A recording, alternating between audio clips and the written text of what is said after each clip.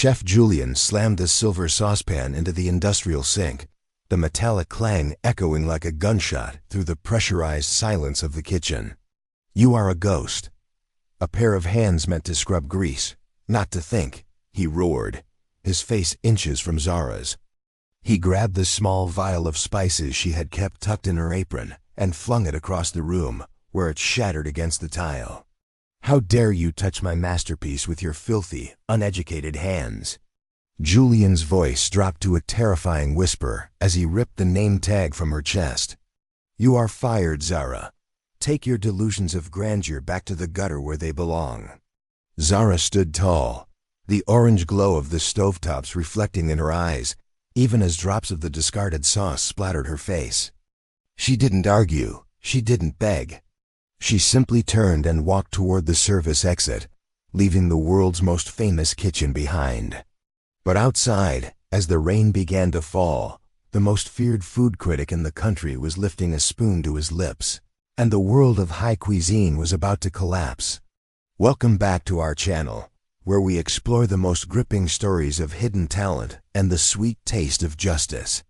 Before we see Zara's life change forever, we want to hear from you. Who is joining us today? Tell us in the comments which city or country you are watching from.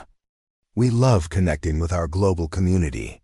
And if you believe that true talent can't be hidden forever, go ahead and hit that subscribe button and give this video a like right now to help us bring more stories like this to life. Now let's go back inside the heat of Latoil. The atmosphere inside the restaurant was suffocating, a blend of expensive truffle oil and raw, unadulterated fear.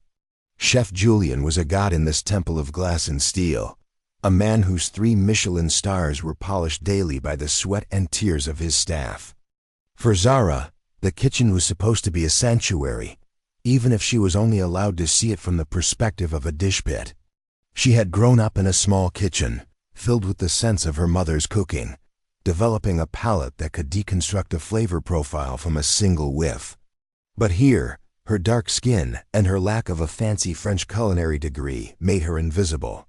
To Julian, she was just a cog in a machine, someone to clear the wreckage of his creative outbursts. Tonight was the night that would define Julian's legacy. Victor St. Clair, a man whose pen was sharper than any chef's knife, had just taken his seat at table 5. The entire kitchen was vibrating with tension. Julian was frantic, tasting sauces and throwing them out, screaming at his sous chefs for the slightest imperfection. In the chaos, he didn't notice that his signature reduction had turned bitter, the heat of the kitchen causing the delicate balance of herbs to fail.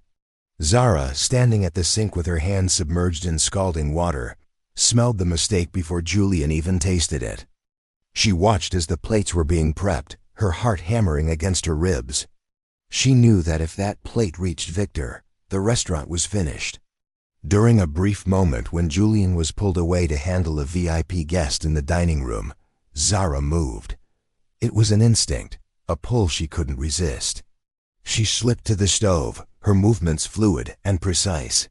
She added a drop of citrus, a pinch of the toasted spices from her pocket, and a swirl of brown butter. She didn't use a measuring spoon. She used her soul. Marco, the sous chef, caught her in the act, his eyes wide with horror. But before he could speak, the sauce had transformed. It shimmered under the heat lamps, a deep, rich velvet that smelled like a summer evening. Julian returned, grabbed the spoon, and took a quick taste. He paused, a flicker of confusion crossing his face, but his arrogance wouldn't allow him to admit he hadn't achieved that perfection himself. He plated the dish and sent it out, unaware that the secret ingredient wasn't his. But when Marco whispered the truth, that the dishwasher had touched the pan, Julian's pride turned into a toxic rage. He humiliated her in front of the entire staff, calling her a thief and a fraud, before casting her out into the night without her final week's pay. While Zara was walking toward the bus stop, her shoes soaking through, Victor St. Clair was having a religious experience. He had tasted thousands of dishes, but this was different. It was the taste of a memory he couldn't quite place, a complexity that defied Julian's usual technical, cold approach. Victor called Julian to his table. The chef arrived, preening like a peacock, expecting a coronation. Instead, Victor looked at him with a piercing, analytical gaze. "This sauce, Julian, it's not yours," Victor said, his voice carrying through the silent dining room. "I have eaten your food for a decade. You are a technician, a man of rules. This sauce has an ancestral heartbeat. It has a fire that you don't possess." He tried to lie, but Marco, standing in the shadows of the kitchen doorway, had finally reached his breaking point. He stepped forward and told the truth. It was Zara, the dishwasher. Julian fired her 10 minutes ago. The silence that followed was deafening. Victor stood up, ignoring Julian entirely. "Find her," he commanded. The restaurant staff scrambled, searching the dark streets for a woman in a stained apron. He found her huddled under the plastic roof of a bus stop, clutching her bag to her chest. Zara was terrified when she saw him, thinking they were coming to accuse her of something else. But when he told her the critic was waiting, her fear turned into a quiet, burning resolve.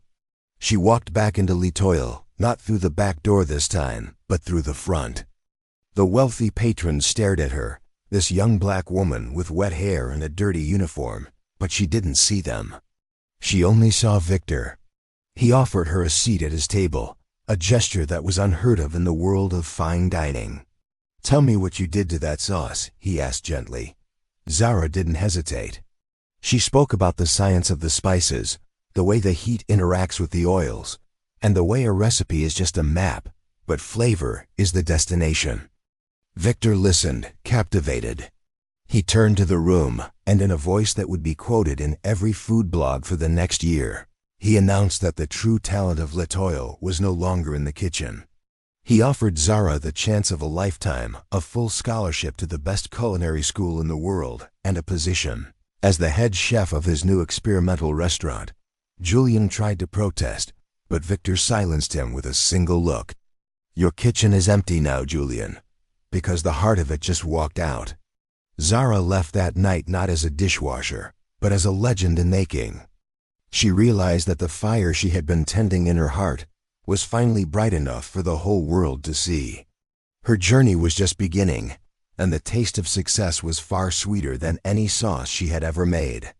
If you were moved by Zara's incredible rise from the dish pit to the top of the culinary world, please show your support. We love bringing you these stories of hidden gems and the power of perseverance. Make sure to subscribe to our channel so you never miss a new upload, and please hit that like button to let us know you enjoyed this journey. Your support means everything to us. Thank you for watching.